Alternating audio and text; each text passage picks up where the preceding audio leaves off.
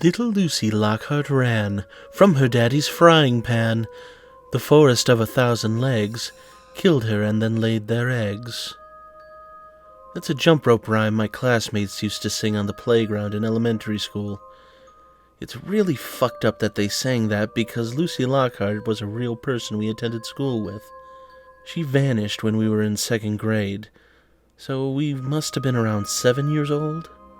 The rhyme was loosely based on truth, in that the official story was that Lucy Lockhart did in fact vanish into Lockhart Wood 50 yards from her father Robert's house. But he wasn't chasing after her brandishing a frying pan to beat her with.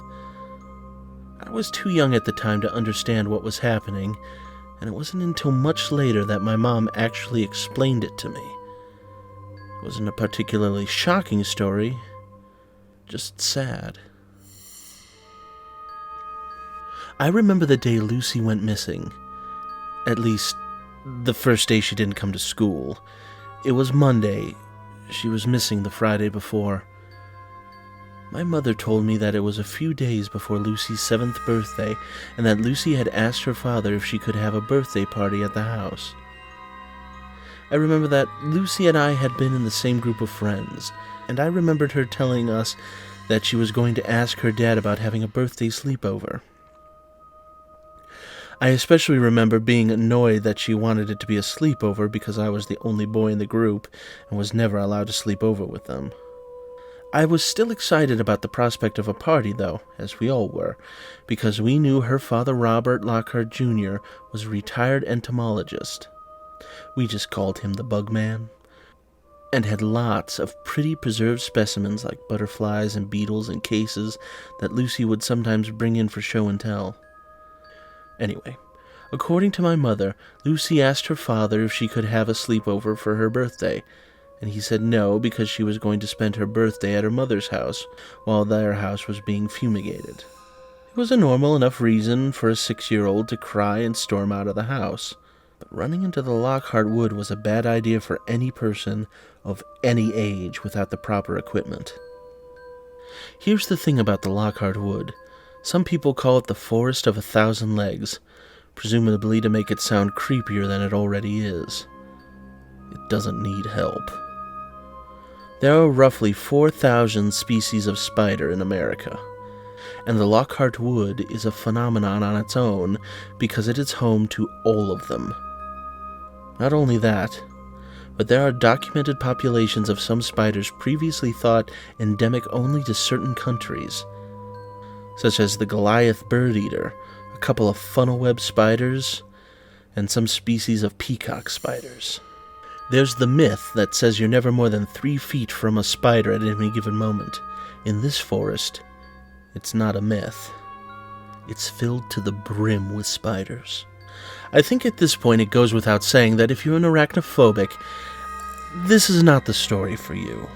The forest is naturally of great interest to biologists and arachnologists. But Lockhart Wood is private property, and restricted guided access to the forest was hard to come by even before Lucy Lockhart's disappearance. Afterwards, nobody could go in. Obviously, anyone could get into the forest if they wanted to. It's not fenced off or anything, but there's a steep fine if you're caught trespassing. And nobody's exactly clamoring to delve into a forest full of venomous spiders anyways. You need the right kind of boots, clothes, gloves, first aid kits, and knowledge of the forest to step past the tree line. The most common spiders at the edges of the forest are jumping spiders, various wandering spiders, and orb weavers. Most people who emerge from the forest have a number of banana spiders clinging to their hair and jackets, startled by the destruction of their webs. If visitors are allowed deeper into the forest, the spiders get bigger, and they lurk on the ground. According to my mother, Robert Lockhart Jr. lived with his father in that house for a long time. They were a father-son duo of entomologists from Alabama, but Robert Lockhart Sr. had a focus on arachnology. He had bought the house and the forest specifically for its spider population, which also made it super affordable, and he usually worked from home. Robert Lockhart Jr. did a lot of work at a university 3 towns over. He married a professor there who taught evolutionary biology, and the 3 of them lived in elder Robert Lockhart's house until Robert Sr.'s sudden passing during a study of tarantula hawks. Lucy Lockhart was born a year later, and Robert Jr. was able to retire from teaching and live as a stay-at-home dad while Lucy's mother continued teaching at the university. He still worked collecting and preserving specimens, mostly butterflies and moths, and had reports published in the entomology scene and, very, very rarely, led guided tours around parts of Lockhart Wood for a price. My mother only got to know Robert Jr. once Lucy and I became friends. She said he didn't talk about the forest very much. She got the feeling that he was afraid of it. When he and his wife divorced, my mom suspected part of their irreconcilable differences was Lockhart Wood. She never really pried into it after all. She and Robert Jr. only spent time together because Lucy and I spent time together. Although I remember hoping they would get married so that Lucy and I could become brother and sister. Robert Jr. hated the forest he owned and made sure that anybody who stepped foot in it was dressed and prepared for the occasion, which is part of the reason why my mother never really believed he killed Lucy when he was the prime suspect in the investigation.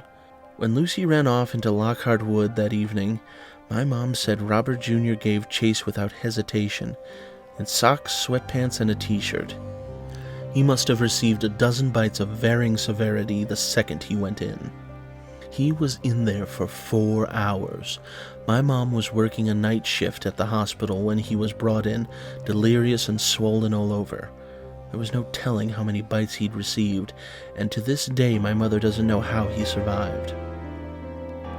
He needed antivenom that no hospitals in the United States could offer, and when he dragged himself back home after desperately searching for Lucy in the forest, he could only self-administer so much. Maybe luck and a developed resistance was what saved him. He lost both his legs below the knee, but he lived. From what my mom could gather in the weeks following Lucy's disappearance, the investigation was chaotic. Search teams entered the forest, but they never spanned it all. 2 officers on the initial search were bitten by what was most likely a Sydney funnel-web spider, and unfortunately both of them died. After all, the Sydney funnel-web spider is otherwise found only in Australia. We don't have that antivenom at the ready here in the States. Anyway, the search of the forest lasted maybe a week before branching off elsewhere. My mom says they couldn't, maybe wouldn't, search the whole forest. More than one officer who searched Lockhart Wood left the forest and subsequently skipped town. Those who didn't leave might as well have. They don't get out much anymore. My mom doesn't want to know what they saw in there. Lucy never turned up. It didn't take long for suspicion to fall on her father before he was even discharged from the hospital. My mom says there was a point where he was handcuffed to the hospital bed, even though both of his legs were amputated. For a while, she couldn't tell if he was totally lucid because he would spend hours sobbing. "The forest got her. Those spiders got my baby girl." But there was no evidence to convict him of kidnapping or murder. My mom and the parents of Lucy's other friends and mine were involved in the trial as witnesses, and they all insisted that they never had any reason to believe Robert Jr. was abusive towards Lucy or that he would ever be driven to hurt her. I didn't know any of this at the time, as my mother responsibly sheltered me from the details of Lucy's disappearance, but obviously some other kids we went to school with got wind of some information, hence the morbid jump rope rhyme. It upset me a lot when I heard kids chanting it during recess. I was young, and I missed Lucy very much. It's been 11 years since Lucy went missing. It doesn't really upset me anymore. It's just a sad mystery that I still think of sometimes. The group of friends that Lucy and I shared stayed close until middle school, then we branched out a bit. I don't think any of us ever forgot about Lucy. I recently graduated high school, and the original group of us got together at a diner to discuss in amazement how we were all finally done with high school forever. At one point, I nudged my omelet around my plate and said absently, "It's been years, but I still wish... Man, I wish Lucy could have graduated with us, you know?" My friend Stella leaned her shoulder into mine and knocked our mortarboards together with an understanding smile. "Same here, bud. But she'd be proud of us for doing it." The conversation drifted elsewhere, but that poignant thought of Lucy stuck with me for a long while after that evening. It wasn't until the day before I went off to my freshman year of college that I told my mom I wanted to stop by the Lockhart house and sort of say goodbye to Lucy, if Robert Jr. would let me.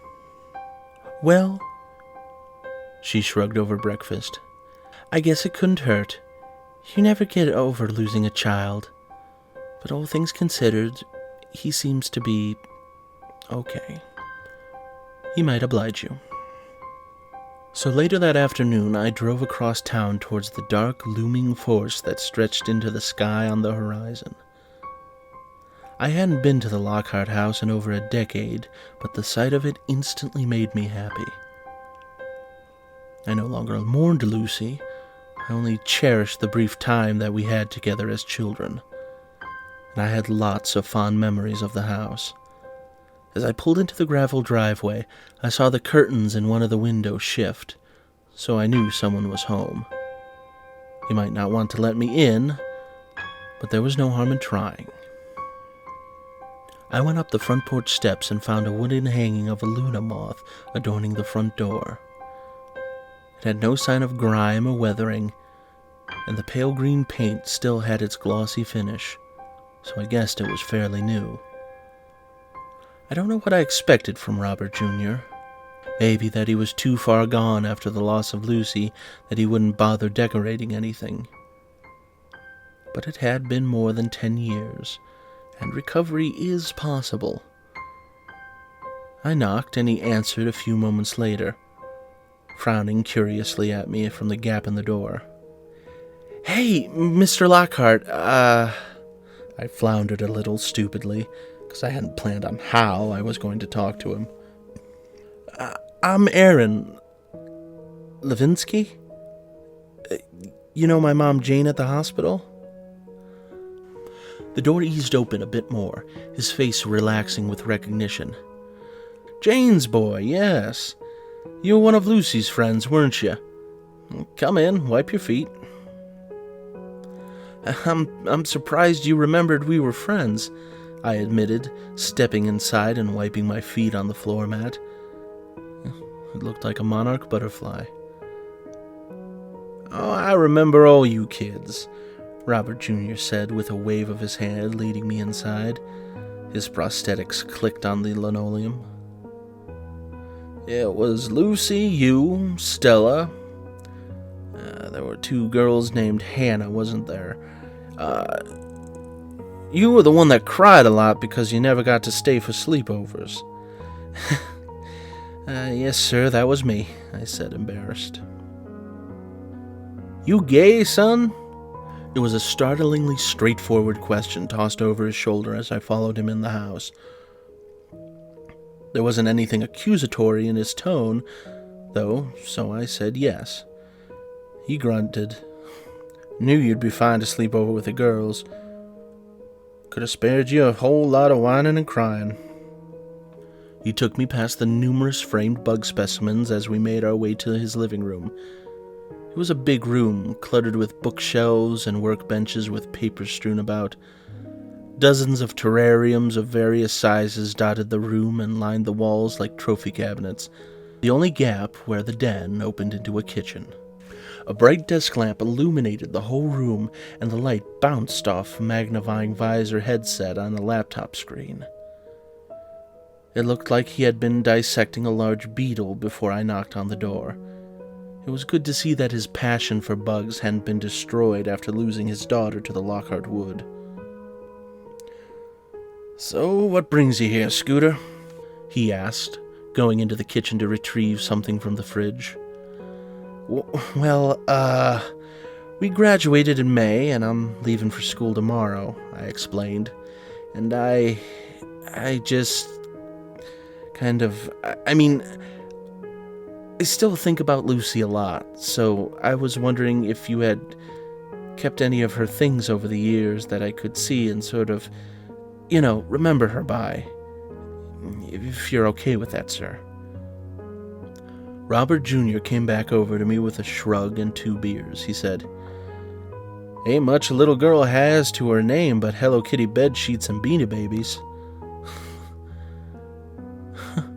Oh man, Beanie Babies. I couldn't help but grin at the memories. That was always my go-to gift. I gave her a bunch of mine. "What, you want 'em back or something?" Off my startled look of chagrin, he chuckled and handed me the second beer. "I'm messing with you, boy. Her room's this way." He led me down a long, familiar hallway down which Lucy and our friends and I had sprinted recklessly over a decade ago. I recognized a few framed insect specimens that we had knocked from the walls in our roughhousing fits. We went into Lucy's bedroom at the end of the hall, and it was virtually unchanged from how I remember it. The walls were still pale pink, decorated with pastel-colored cross-stitch artwork made by Lucy's late grandmother. The canopy bed was neatly made, the Hello Kitty bedding crisp and unfaded from years of disuse. The shelves upon shelves of stuffed animals with an army of Beanie Babies gifted by me populating their own full shelf. And, surprisingly, a long terrarium against the wall with an enormous black spider sitting motionless underneath a black light. I recognized that spider. "No way, that's not..." Robert Jr. flipped on the lights, which turned off the terrarium's black light. The massive spider retreated into a hide with a twitch in its long, slender legs. He grunted. "That's her."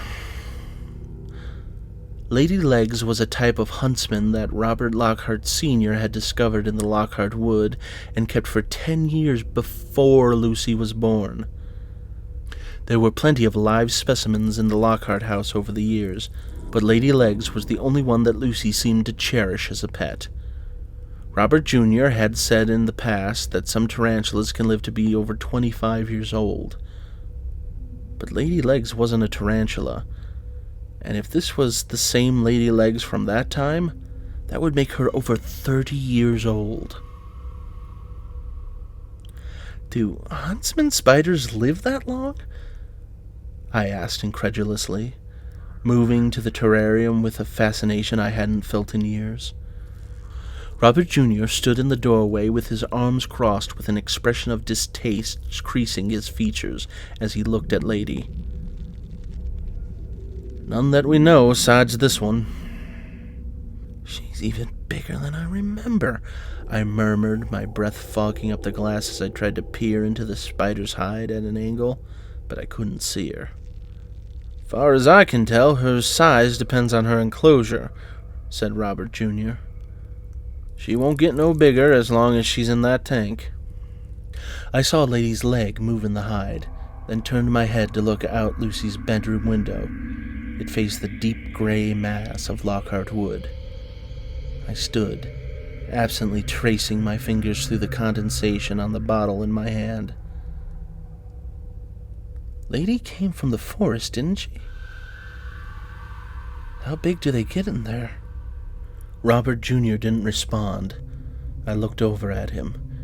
He was downing nearly his entire beer. He finished it with an angry-sounding hiss and said finally, "Ungodly big. Anyway, take your time in here. Do what you want. Look at it all you want. I'll be down the hall." As he started to leave, I remembered the drink in my hand and held it out to him awkwardly. Hey, I'm not 21. "Ain't nobody gonna snitch on you." He left the room as I hissed open the beer. I don't know how long I spent in there, meandering around fondly, maybe an hour. I took a spider Beanie Baby off the shelf and held it as I looked around. I stood over the dresser looking at the framed pictures on top of it. Most were of Lucy and her parents. A few of Lucy from toddlerhood to age 7, holding the gargantuan lady legs in her comparatively tiny hands. I was in a couple of pictures too. Group pictures of us and our other friends at birthday parties, our messy little faces smeared with cake. I found an old elementary school binder from the first grade class Lucy and I had together, where the first activity of every day was to make an entry in our journals following a simple prompt given by the teacher and then to draw a picture to go with it. Naturally, lots of Lucy's entries were about Hello Kitty, playdates with me and our friends, and bugs. Some of them made me laugh, like her outrageously mangled spelling of the word centaur in several entries about herself and lazy legs as spider lady centaurs. After a while, I just stood at Lucy's window, looking out at the Lockhart Wood as I finished my beer. I'm a lightweight when it comes to alcohol, so I was pretty buzzed. The forest of 1,000 legs had never looked so eerie. The angle of the late afternoon sun didn't penetrate the darkened woods, but it glistened on countless spider webs suspended along the tree line, emphasizing how dark the forest was beyond that. It was strangely inviting in a predatory way, like the lure of an anglerfish. How it swallowed Lucy up. Movement outside the window caught my eye. I looked over and saw Robert Jr. standing under the carport facing the forest, downing another beer, a backpack hanging from his shoulder. He was dressed in different clothes from the flannel shirt and cutoffs he'd been wearing when he let me inside. He was wearing a heavy jacket and a hat with different set of prosthetics that had shoes. He looked like he was dressed for going out into the forest. I left Lucy's room, crossed to the other end of the house, and through the screen door off the kitchen. Robert Jr. didn't respond to the wooden rattle of the door banging shut. "You're going in." It wasn't a question. I was incredulous. "Ain't been in there since I lost Lucy," Robert Jr. said pensively. "Think it's about time I go back in one last time, before I torch it." The sun was hidden behind Lockhart Wood, but not quite set, casting the house and us in shadows. And before I could stop myself, I asked, "Can I go with you?" To this day, I'm not sure why I wanted to go with him. Maybe for a sense of adventure, of danger that 18-year-olds are attracted to and think they can survive anything. Maybe I had some stupid notion that we'd finally find Lucy in there, dead or alive. Maybe I just didn't want a guy who had lost his daughter the last time he was in those woods to go in for the first time since then alone. "It's dangerous in there," said Robert Jr. It wasn't, no. "I'd be with you," I said, dumb and optimistic, but in my defense, he let me go with him. Neither of us mentioned it, but I know he didn't want to go into those woods alone either. "You'll need to be dressed right," was all he said, and the next thing I knew he was jamming a hat on my head, layering me in protective clothing a size too big, and cramming my hands and feet into gloves and boots a size too small. "Not a perfect fit, but close enough," he said, tucking my baggy pant legs into my boots. I had zipped the jacket most of the way, but he yanked the zipper all the way up to my chin. "It was my gear back when I was a little older than you, when my daddy bought the place." He strapped a headlamp to my hat, did the same for himself, and shrugged on a backpack that he had filled with a first aid kit and a cold pack for antivenom.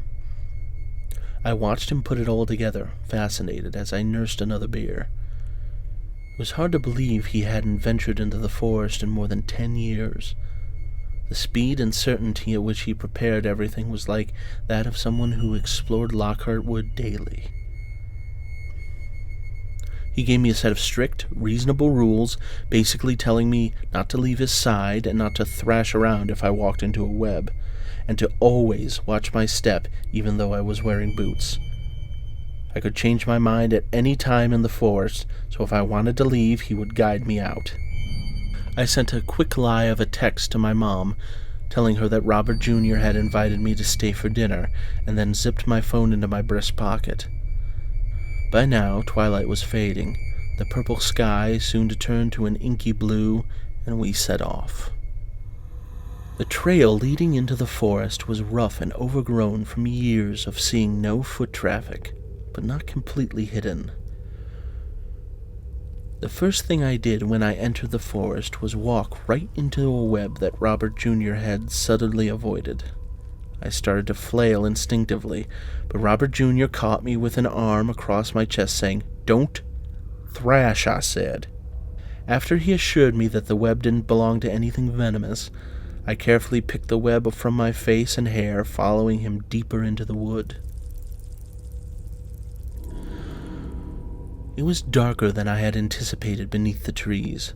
There were a few spots of visible death in the trees, suffocated and deprived of sunlight under thick layers of web wrapped around them, but most of the forest looked healthy, supporting the spider population symbiotically.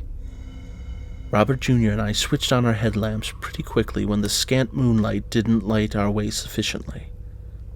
I looked down at the ground, casting a wide circle of light at my feet, and immediately froze in place, my skin crawling horribly. Spiders the size of $50 were scurrying away from my boots in droves. Not quite a swarm, but enough to be uncountable. "You're all right, son. Those ones ain't gonna hurt you." Robert Jr. hadn't looked back at me, but he must have heard me freeze behind him. "You want me to take you back?" Pride swelled higher than the fear in my chest, and I said, "No, I'm fine." One of the spiders crawled slowly over my boot, its long legs probing curiously at my laces. I wrenched my eyes away from the ground, shook the spider off violently, and pushed forward. I've never been particularly arachnophobic, but it was impossible not to feel itchy all over, imagining hundreds upon hundreds of unseen spiders creeping into my protective clothing, slipping down the collar of my shirt and edging along my scalp into my hair. The tiny spiders became less of a presence, however, when we came to a fork in the trail and Robert Jr. dropped to a sudden crouch, grabbing my sleeve and yanking me down with him. "Look at this," he whispered, his headlamp fixed on a spider not 2 feet away from us. "This here's a nasty one." A spider the size of my hand stood strangely before us with 2 sets of thick, hairy legs thrown in the air. It might have looked silly if not for the vivid, violently red jaws on display, pulsing angrily in our direction. Worse still, the spider continued to move, swaying gently with its rosy chelicera throbbing almost obscenely, inching infinitesimally closer with its side-to-side motions. Wide-eyed, I whispered back, "What is it?" Infuriated at the sound of my voice, the spider lunged closer. This time I could see the fangs protruding from the red, quivering with rage and glistening with wetness. "Brazilian wandering spider," said Robert Jr. softly. "P. fairer, it looks like, but it can be hard to say without a closer look. Only live in South America, except for this place, you know." He unzipped 2 pockets and withdrew a larger pair of gloves to slip over the ones he was already wearing. "They might be the deadliest in the world." Instinctively, I shrank back, but then took a hold of Robert Jr.'s jacket sleeve with popping eyes when I saw him reach towards the spider. "Don't!" The spider struck his 2 fingers with lightning speed, and a force that made a sharp snapping sound pierced the dark woods around us. In the blink of an eye, it struck twice, a red-brown blur. Horrified, I tugged frantically at Robert Jr.'s sleeve. "Relax," he said, pulling his hand back and showing me his intact glove. "Hoss can't quite bite through these." The spider darted off our joined headlamp beams and off the trail into the woods. Robert Jr. removed his bulky second pair of gloves and stowed them away. Can't do much delicate handling with gloves like that. But anything else and those fangs will go right through. He stood suddenly, leaving me crouched and trembling, clenching and unclenching my fists, unpleasantly aware of how thin my gloves were now. I stood slowly. My headlamp slipped up the trees in front of me, where the bark seemed to shiver and shift with the traffic of smaller spiders oozing up and down its trunks. I turned my head to see where Robert Jr. was looking, and my light fell on his back several meters away as he moved down the left path in the fork. "Wait!" I squeaked, rushing after him. I stumbled over tree roots and ran haltingly, skidding awkwardly to step around more than one fat, lumbering tarantula as I made my way back to Robert Jr.'s elbow. Our headlamps bobbed in the darkness, and my gaze was drawn further up, where the lamp's beams lit up vast labyrinthian webs high overhead, where nothing on the ground could destroy them. Glinting white gold in our light, they shuddered in an imperceptible breeze. "Those webs are way better high up there," I said with a breathless chuckle, trying to shake off the anxiety from the Brazilian wandering spider. "We won't walk into any down here." Robert Jr. walked briskly, barely acknowledging me with a grunt, while I looked all around me, casting my headlamp's light to and fro.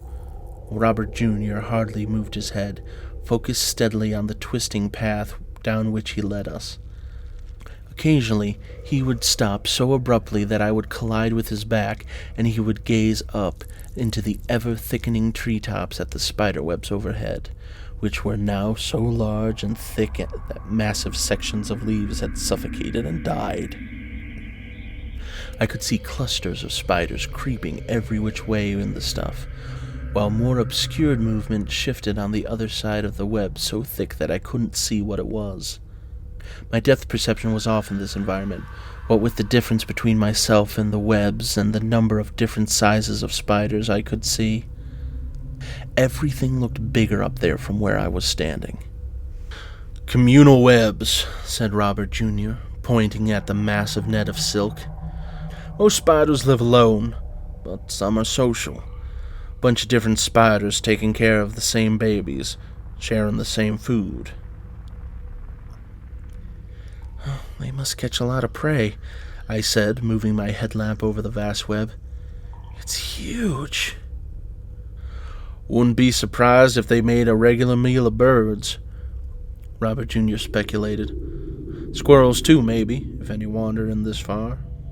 I looked at him, bathing his stubble-shadowed face in yellow light, and said slowly, That's kind of a big spider, isn't it?" "P. blondie in South America has been known to eat birds," said Robert Jr. "It's the biggest spider in the world, at least outside of this godforsaken forest. This place ain't like the rest of the world." He paused, a muscle jumping in his jaw, then said, "But they don't make webs. They live in burrows, so watch your step." I resisted the urge to clamp onto his arm like a child as I swept my headlamp over the edges of our path. Spiders littered the forest floor, scurrying busily, but the irregularly spaced holes along the path and nestled between the tree roots were what made me nervous now.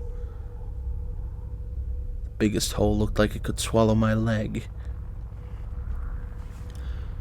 We continued to walk, uninterrupted by webs for the most part, but there were a few low-built ones that I would walk into when I was staring off into the woods and Robert Jr. wouldn't tell me to duck. Unnerved as I was starting to get used to the sensation, hardly jerking back when the sticky, feather-like strings snuck up on me. My pulse would still spike when it happened, though, pounding loudly in my ears as I carefully brushed the webs from my face. But then Robert Jr. took us down a second fork in the path, when I distractedly collided with two webs of surprising density in a row. I finally focused on Robert Jr. ahead of me to complain about not warning me, and a tangle of silk lit up my headlamp centimeters away, just in time for my face to crash through it. Even though it was my fault for not watching where I was going, I said testily, "Come on, Mr. Lockhart, at least give me a heads up," as I dragged my gloved hands down my face, raking the web from my skin. Robert Jr. said nothing. I looked up over his shoulder in front of me and saw why. The trail ahead was entirely choked in web, a glistening haze like morning fog stretching farther ahead. Shapes twitched within it, different from the shifting masses of hundreds of smaller spiders in the first communal webs we saw.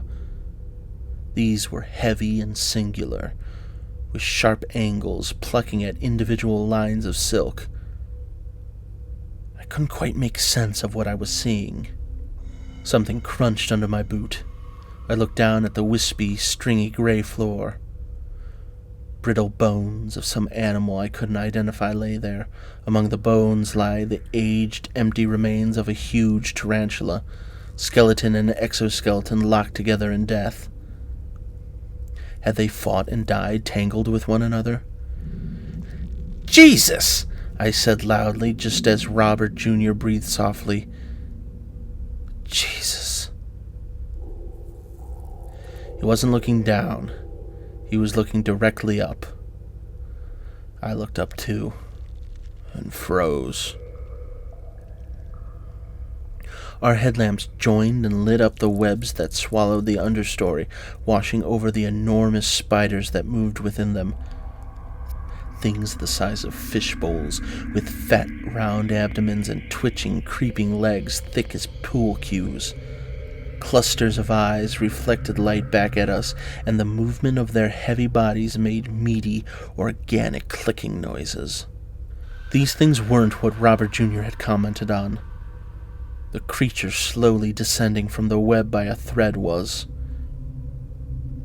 At first, I thought it was a spider with a squirrel or a rat or something in its jaws. But a small, logical corner of my mind reminded me that that's not how spiders eat. Not even tarantulas who don't wrap up their prey in silk. The rodent appeared bisected, as I couldn't see its back legs, with ugly gray skin visible around its midsection. Its back half was, impossibly, the swollen bulb of a spider.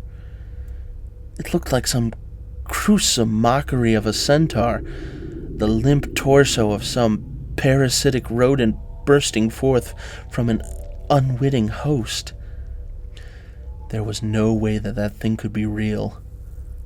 Or if it was, it couldn't be alive.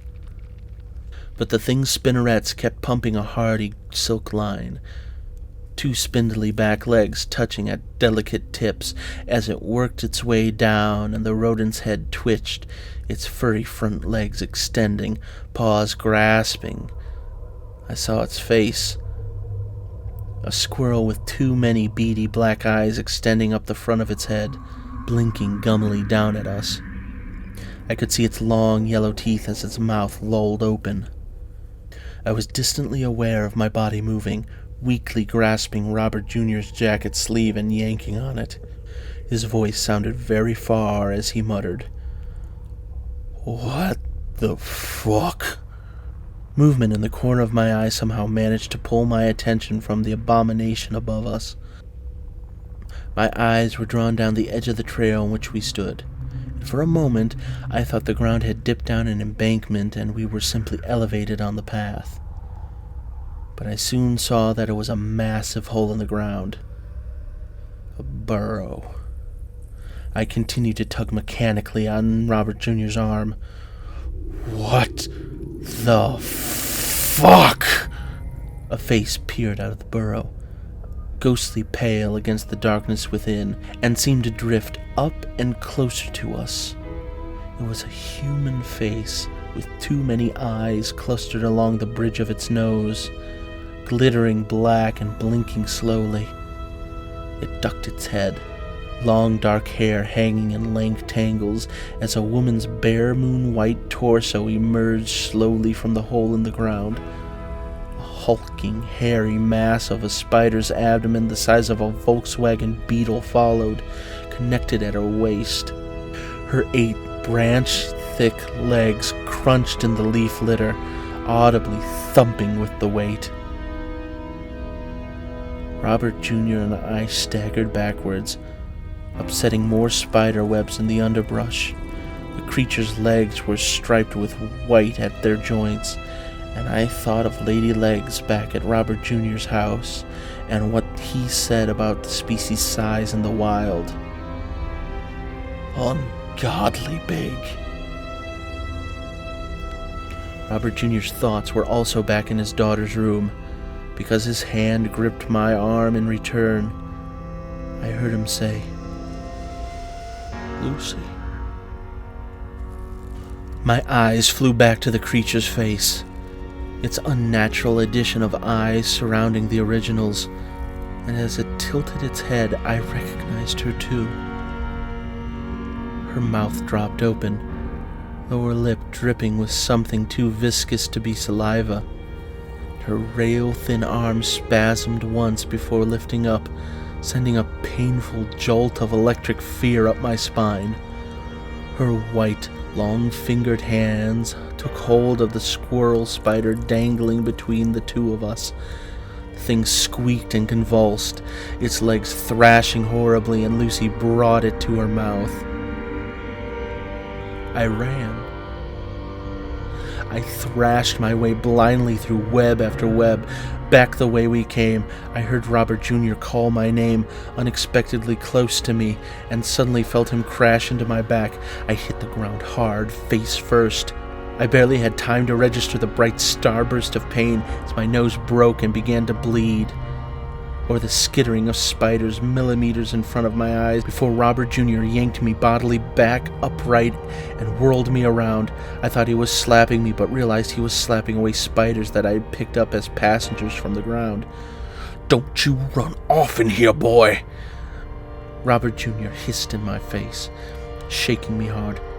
"Something else will kill you before." The enormous creature loomed behind him, creeping down the trail after us.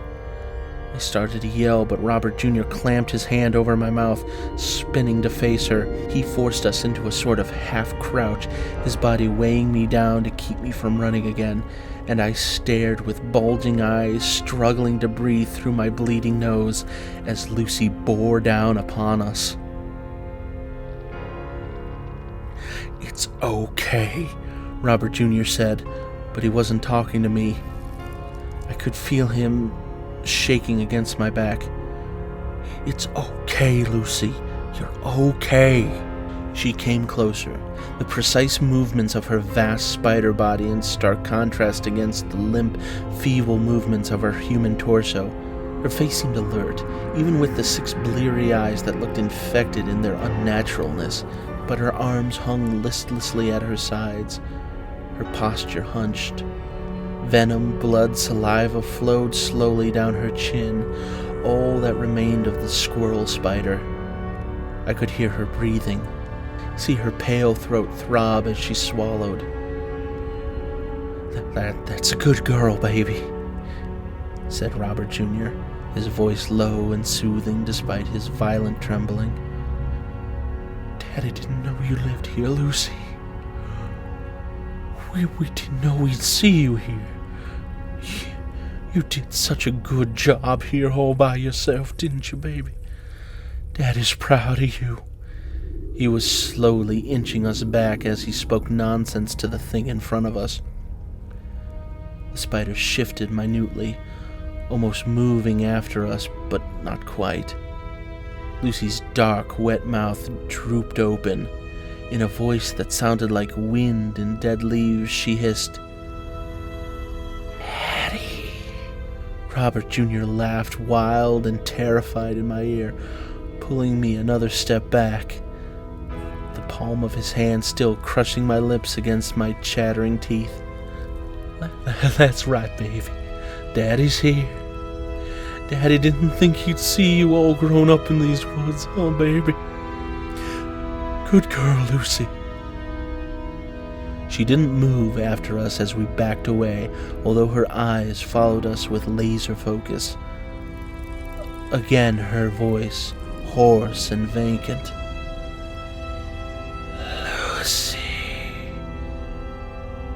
That's right, baby. Dad is gonna take your friend back home, okay? You remember Aaron? I groaned behind his hand, sick with fear, as all 8 of Lucy's eyes shifted onto me. She didn't say my name. Wildly in the back of my head, I wondered if she recognized any of the things Robert Jr. was saying to her.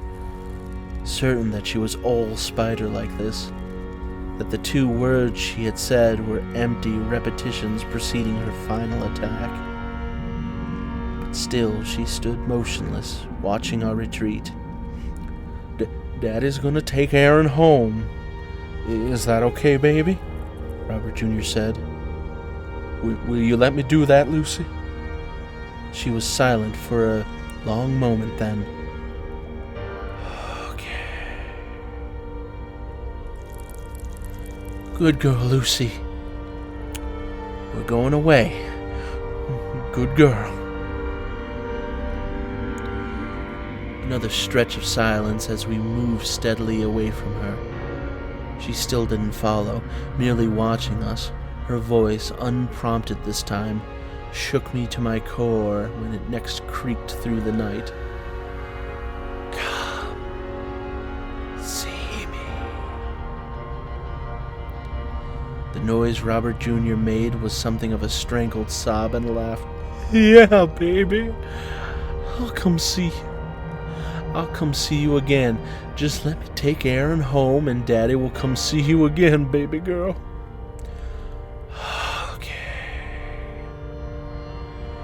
We were several meters away from her by now. I was sure we were nearing the bend and the fork in the trail we had taken. Slowly, Robert Jr. lowered his hand away from my mouth, and I gulped a deep, shaking breath. I can't get us out of here backwards, he said. But I need you watching behind us. You'll hang on to me, and I will walk you out. You tell me if she follows. Can you do that, son? Wide-eyed and unable to look away from Lucy's figure down the trail, I nodded. Yes, sir. Okay, careful now. His hand encircled my wrist tightly, and with a firm tug, he took us around the bend. I struggled to walk in reverse, my legs like rubber and my pulse roaring in my ears. Lucy didn't follow us once I lost sight of her. Robert Jr. navigated us back through the forest, avoiding all webs this time around. I didn't know how long it took us to get out of those woods. For all I knew, it took days. But eventually we broke through the tree line, and the unobstructed moonlight was blinding.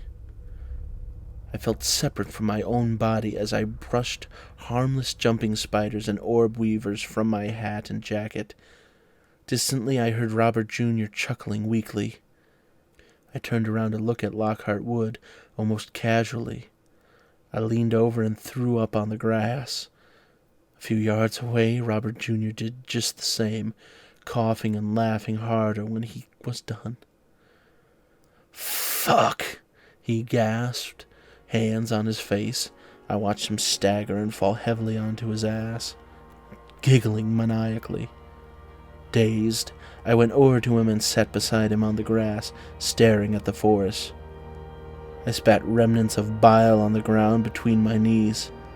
I fumbled with my headlamp, turned it off, and threw my hat aside. I peered at Robert Jr.'s tear-streaked laughing face, vaguely concerned. I can't tell if that's good laughter or bad laughter. Christ, he gasped, possibly hyperventilating. You and me both. Fuck. He pressed 2 fingers to his neck, checking his own pulse. What are you going to do now? I asked weakly. Shit, Scooter, I don't know. Probably visit my daughter every now and then. Damn. He scrubbed his hands over his face, groaning deeply. My head swam. I flopped backwards, staring at the night sky. The stars looked like little white spiderlings. I thought suddenly of my mother back at the house, and for whatever reason, all I could think to say was, Hey, so I was thinking, You should give my mom a call sometime. She's not seeing anyone. I don't remember getting home that night.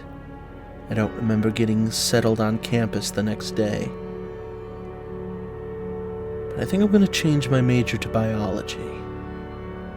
I'd like to see Lucy again. And I think maybe a study in arachnology might be a good place to start.